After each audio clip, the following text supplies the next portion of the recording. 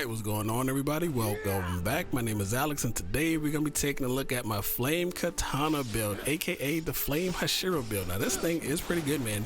This is actually what I used to take out the new deep volatile birdie. I forget what is his name. The Bloombeak. Oh my god, English. And we also actually streamed the fight. Now my stream schedule has been pretty erratic, but from now on we're going to be streaming Monday, Wednesday, Friday, Saturday, every night from 9 p.m. at night to around 1 o'clock. So, and that's going to be Eastern time. So if you're interested, if you want to come hang out, do some hunts, chop it up in the chat, we shall be there. And also before I forget, I also made a Discord. So if you're looking for people to group up with, it is a brand new Discord, but hopefully we can get more people in there. That way we can actually find co-op partners without having to rely on matchmaking. Now with all of that out the way, let's actually get into the build. And it's pretty simple. We're going to go over this really quick. Now for the actual build, I'm gonna go out on a limb and say that this is probably the best setup for DPS if you're playing a human class, and if you're using slash bolster weapons, that's gonna be the Grimstalker hat, the Grimstalker chest piece, the Fuma Clan gloves, the Moonshadow waist guard, and the White Fang boots. I played around with a lot of different combinations, and this seems to be the best setup for human class, at least if you're using a slash weapon. Now if you're using other weapon types, there will be some variations to that, but for me this is pretty much my go-to setup for any human class builds that I'm using that is using a slash type weapon. Now on the helmet we got the slash bolster and the one scroll critical. On the chest piece we got the destruction art and the 10% of Hunter's Hunger. And if you don't know what it does, Hunter's Hunger boosts your attack by 10% whenever you activate your Hunter's Arm. And if you're playing human class, you absolutely need to activate your Hunter's Arm as much as possible. Now for the gloves we got the Fuma Clan gloves, also Hunter's Hunger, and also something else that's pretty important for the Katana, the core boost. Katana uses a lot of stamina, and I actually made a build that had kind of like infinite stamina with the Katana, but it was kind of like a pain to actually set up, and you lost so much damage that it wasn't really worth it. But the core boost plus 16% is absolutely helpful. Looking at the pants, we're using the Moonshadow pants. Slash bolster is pretty much what we want here.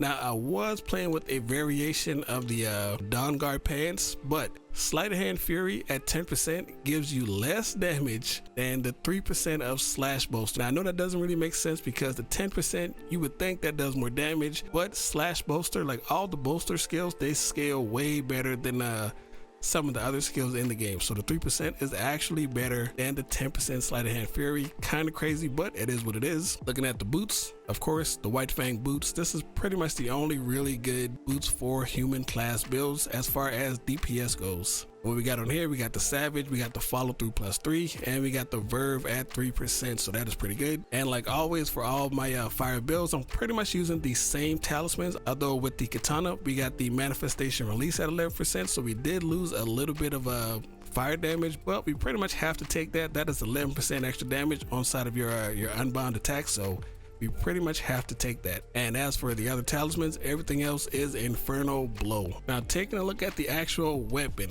this weapon is I'm still not entirely sold whether I should take the fire wield or the extra 8% of the Unbound Fury. I go back and forth between the two, but this is the one that I'm using now. This is the one that I use on the bird, so this is the one I'm going to show you guys. Now of course we're using the Grimstalker Katana. What we got here, we got Flame Wielder, we got Karakuri Coordination 10%, we got the Manifestation Release at 24%, Fully Unbound at 8, Switchblade Boost at 12, Fire Wield at 7, and Manifestation Release at 16%. We got the Switchblade Boost. This boosts the power of our right trigger attacks. Fully Unbound and Manifestation Release. This pretty much increases the damage of our unbound state, but the Manifestation Release makes it decrease a lot faster. But the way this build works, you pretty much want to only use this when you have your damage window, and the gauge depletion acceleration isn't that big of a deal. We got the Flame Wielder at 10%, the Karakuri Coordination Fury. This is pretty good because this does go hand in hand whenever you summon your torch to actually set it on fire. That attack is going to do a little bit more damage, or even something like the plunge attack with the stake. Those are going to do more damage, but this is pretty much a we have to take this. It comes on a weapon. I wish it was something else, but it is what it is. Then we got the Fire Wield. This occasionally reduces the fire resilience of the Kemono that we're fighting. making our sword do a little bit more damage. Now the path we took to get here, it is a little bit confusing, but it's not too bad. We went right side, came over here, grabbed the manifestation release, swooped around, grabbed the fire wilt, swooped around again, grabbed the switchblade boost from here. What do we grab next? Came up here for the unbound fury, verve, manifestation release, and last but not least, this is the final product. Now if you don't want to use the fire wilt, you can take the other fully unbound fury, but that one I believe is over here, so you would have to kind of come back this way, grab that, and then continue on the path. So that is an option, but I find this to work out pretty good. Now as for the food, give me 2 seconds to jump to the beach. All right, now talking about the food, I know I say it in all of my fire build videos, but to make the fire food, you need to put a whole bunch of meat inside the pickler. Sliced meat is best. Put that in there, and then you use a fire pepper. That's going to give you the 12% fire boost. Then once that is done, you put it in the smoker. That's going to give you the 15%. Then of course we want to eat 2 of these. Bam, bam. And then we also want to drink some liquor, so we're going to drink that. And you get this from the little monkey guys inside of the frozen fort. Just sneak up on them, pet them, don't kill them, and they will drop you some liquor. Now taking a look at the actual stats we got in total, we got 435 raw damage, 702 fire damage, 51% of manifestation release, that's the big one there, 12% of flame wielder, 6% slash bolster, 45% infernal blow. Then we got the 3% of verve, 30% of hunter's hunger, 25% of one stroke critical. So that's the build in a nutshell. Now pretty much how you want to play this build, kind of like the a flame Karakuri staff, with a little bit less limitations on the build. Now as you're fighting, of course, you're building your meter. And I guess you can also refer to this kind of like the bomb katana 2.0, because your entire goal here is to get the Kemono to set on fire while you have full meter. And then once they're on fire, that's when you want to unleash your unbound mode. Although with katana, you can kind of unleash it before then, because you don't have to rely on such a limited damage window like you got to do with the Karakuri staff. And even if you set them on fire without having your meter filled, it'll still be okay. You can still, you know, go in like normal. It's not as big of a restriction as the Karakuri staff, like I said. So we're gonna jump to a hunt, and man, I don't know who I'm gonna fight, but I do have to do the serial hunt right here. So we're actually gonna jump in and do this. There's no volatiles here. There's no deep volatiles. We're just gonna showcase this up against some normal Kemono. Give myself a break here. We're gonna find some normal guys. All right, and we're here. And while we're here, man, I just want to talk about the state of the game right now, dude, because the serial hunts, these are actually pretty good. The fact that the Kemonos don't leave the area, they kind of stay here the entire fight. You know, they don't go running off once they get hurt. They stay here until they pretty much die. There goes the fire wilt. Get some more fire on this bad boy. We're gonna get up out of there. And I know the new deep volatile, a lot of people kind of having trouble with that guy, and I myself have also had a little bit of trouble with them, but I've killed them probably about a dozen times now. And I think that fight absolutely kind of showcases some of the issues that the game has, as far as, you know, like the Karakuri's not working right, or the bosses just being very, very just sporadic. Okay, so now he's on fire. Oh my god, we're missing everything, dude. Bro, he rolls away. Get over here. Oh my god. Well, there you go. That's the damage burst. You kind of want to time that when they when he doesn't roll away like that. Okay, this might be a bad idea, but we're gonna do it anyways. Roll. And yeah, I like the new bird. It took me a while to beat him, and that fight, sometimes it just doesn't matter how good you play, you may still die with due to just pure shenanigans. And I know the Wagasa is probably the best weapon to actually run that fight with. Oh, he didn't fall. Because one thing that bird does, he absolutely jumps around way too much. And if you don't have a way to actually chase him down, or you're not using a, hey, get down here, dude. You're not using like a ranged weapon, you might be in for a long day. Okay, let me stop playing with this chicken. Hey, come here. Give me that. And of course, with this build up, we're missing 30% of our damage because we're not activating the Hunter's Hunger like we did right there. But you know, talking and showcasing. Oh shit. Oh my god, I blew myself up.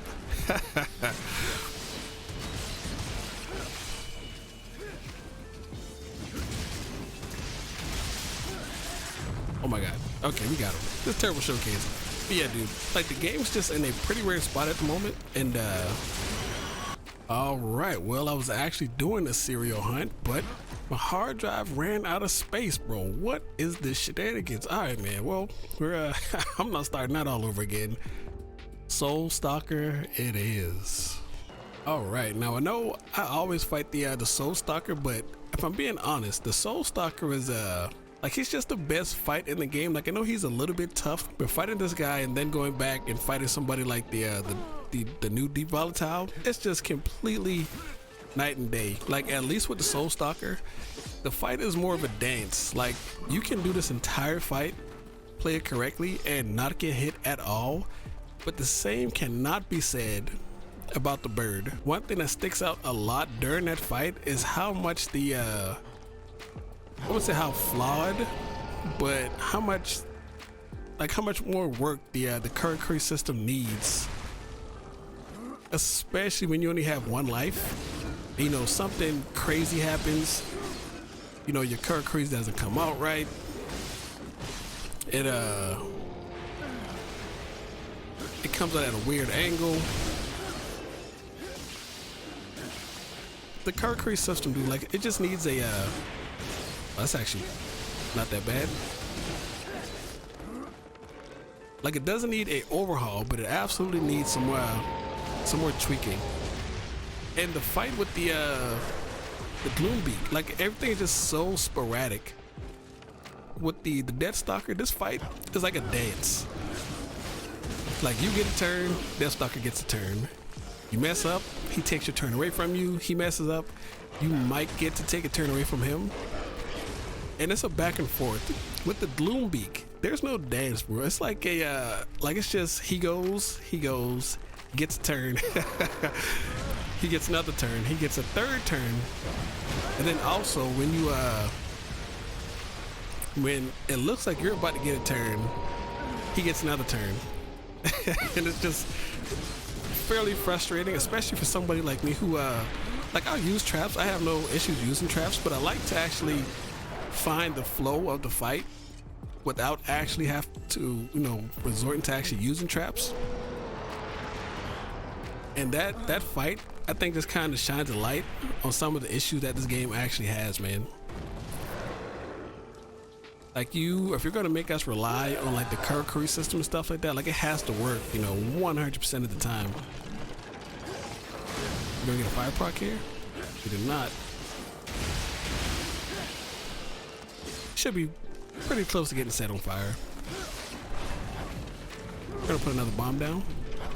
This will do it for sure. And then we're gonna pop our Katana. I can't see. And then we're gonna slice them up. And I've beaten the bird a couple times off stream. And I would say if you're gonna farm that guy, absolutely use the Nodachi with the torch spam. Absolutely get that fight out of there way quicker. Like I think I got my runs down to about 2 minutes with that build. And it's actually pretty crazy.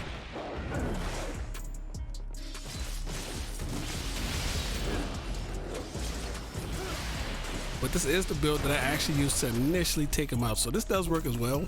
This takes a little bit longer. All right. And also this fight right here, dude, like it's just so cool. Oh, that's actually bad. Oh, that's pretty close. And also the fact that the bird has so many like one-shot attacks. I'm actually gonna put some clips up, but maybe I'll make that into a separate video. Like all the shenanigans that that happened to me during that fight. No sir. How's my guy ducking? What are you doing, bro? Get up. Okay. We'll give you 2 of these. Get some funsies. Boom. Oh. That was weird. That was super weird. And it also kind of makes me wonder, like, what are they, what's the actual, like, who's the target audience that they're aiming for with this game? Because it's absolutely, like, people are playing. Oh, he's on fire. Hello. Like, people are playing the game, but I'm also kind of curious as to whether or not, are they, you know, going for Monster Hunter's audience? I mean, obviously they're in competition with Monster Hunter, but like this game, it's like they want this game to be a little bit more difficult than Monster Hunter, and I can understand that if that's their intention. But I do think some of these kimono need a little bit of tweaking. See, like if that was the crazy bird, I'd have been dead, dude. I would have been super dead. Yeah. Now, although I haven't quite fought the bird yet with like a ranged weapon, I'm assuming that might be a little bit better.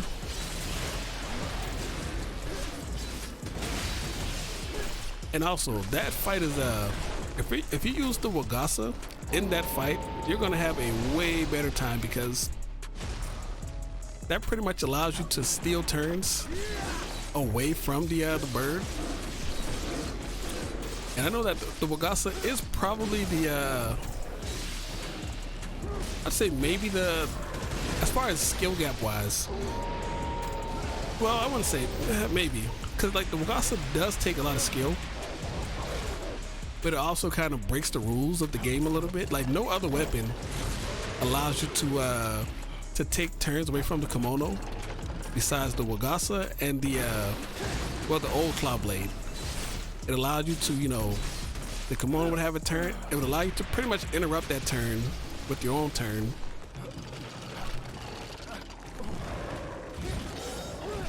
And not really have, oh, you missed, and not really have to worry about getting punished. Now, it does take some skill with the Wagasa, I will give you that. Like, it's not just super, like, easy to do. But I think that is kind of like a little bit of a flaw in the actual game itself. Now, this time wasn't that great, but, you know, talking and playing at the same time. But the build is pretty dope, man. Definitely give it a shot. And I'm hoping in the future that they tweak some of these fights. Like, I think they, of course, they're meant to be played inside a co-op. So that is another thing. And the bird is absolutely easier inside a co-op. You know, feel free to drop by the stream if you want to do some co-op. Plug. And while I absolutely have no issue with the game being focused around co-op, because I do think that is the game is a lot more fun inside a co-op, I think some of these attacks on these kimonos are a little bit crazy. What I would like to see is a kimono that doesn't have so many ranged attacks. Give us like the I mean, a slight spoiler, but like the final boss, like the actual final boss, where are more enemies like that? Bring that guy in. Like, he's kind of like a Dark Souls boss, but we need more enemy types like that. I feel like they are gonna introduce more characters like that in the future, but that is gonna be something else that we will talk about in another video, because that's all I got for you guys today, man. Hope you guys enjoyed this video. Hope you guys tried this build. The build is pretty cool. I kind of forgot to activate the Hunter's Hunger, but playing and talking, it is definitely something that I'm trying to get used to. That's why I am streaming more. So that's it for the video, man. Hope you guys enjoyed it. Please leave a like, comment, subscribe, all that shenanigans down below. Go join the Discord. It's empty right now. It's only me in there. I just made it today. I just finished it today. So go join that bad boy, find some co-op partners, and yeah, man, I'll catch you guys next time, man. Peace.